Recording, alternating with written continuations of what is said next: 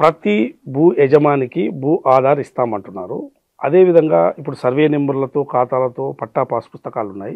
మళ్ళీ అవి ఏమవుతాయి? ఇప్పుడు భూభారతిలో 2 నెంబర్ల గురించి మాట్లాడుతున్నాం. Bhudhaar number, Bhudhaar card. మనం ఇంతకుముందు మాట్లాడుకుందేమో ప్రతి కమతానికి భూదార్ నంబరు. ఒక రైతుకు 4 చోట్ల భూమి ఉంటే 4 నెంబర్లు వస్తాయి. ఇప్పుడు మీకు ఊళ్ళో ఒక 4 చోట్ల పార్సల్స్ ఉన్నాయంటే ఎన్ని కమతాలు ఉంటే అన్ని భూదార్ నెంబర్లు వస్తాయి. అంటే సర్వే సబ్ డివిజన్ నెంబర్ స్థానంలో భూదార్ నెంబర్ వస్తుంది. అది మనం కొత్తగా కొలతలు కొలిసి అక్షాంశాలు రేఖాంశాలు ఫిక్స్ చేసి ప్రతి కమతానికి ఒక నెంబర్ ఇస్తాం.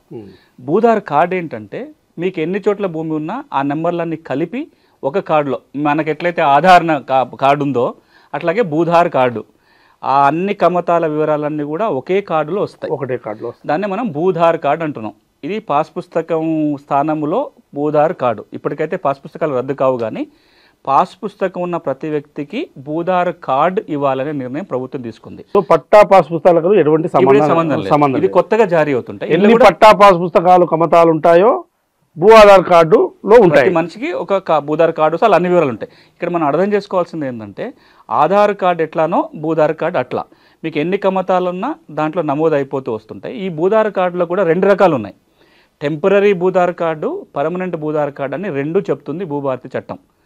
పర్మనెంట్ భూధార్ కార్డు ఎప్పుడు వస్తుందంటే మీ భూమిని కొలిసిన తర్వాత, అంటే రీసర్వే జరిగి సర్వే రికార్డు వచ్చిన తర్వాత వచ్చేదేమో పర్మనెంట్ భూధార్, అంటే అలా కొలతలు కూడా వస్తాయి. టెంపరరీ భూధార్ కార్డు ఎప్పుడు ఇస్తారంటే ఇప్పుడు ఉన్న రికార్డుల ఆధారంగా మీకు ఏ సమస్య లేకుండా పాత రికార్డు కొత్త రికార్డు టాలీ అయ్యి అన్నీ బాగుంటే ఒక టెంపరరీ భూధార్ కార్డు ఇస్తారు. ఈ టెంపరరీ భూధార్ కార్డులో కొలతలు ఉండవు, కేవలం రికార్డు ఆధారంగా వస్తుంది. దీనివల్ల ఏమవుతుందంటే టెంపరరీ భూధార్ కార్డు ఇవ్వడానికి కారణం ఏంటంటే ఇది ఒక మరో రకమైన భూ రికార్డుల ప్రక్షాళన.